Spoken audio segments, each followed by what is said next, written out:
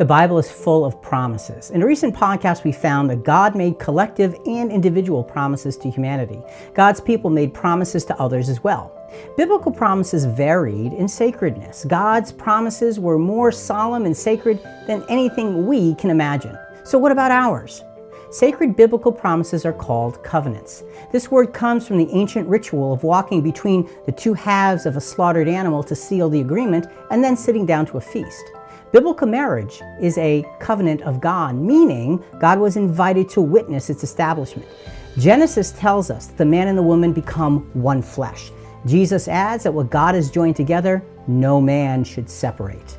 These details clearly define biblical marriage as the highest and most sacred promise that two human beings can make. But what if we're struggling with our marriage? What if we've done sinful things to harm our marriage? What if we've lost our spouse? Click the link in the description to hear our recent podcast episode, How Vital Are My Vows of Marriage? We address these questions. We review several of God's sacred promises as a model for keeping our covenants. We examine how to keep any marriage strong and growing. Marriage challenges, presses, and changes you. It can also bless you in incredible ways. Thanks for watching another CQ Moment That Matter. Click below to subscribe and get updates on new videos.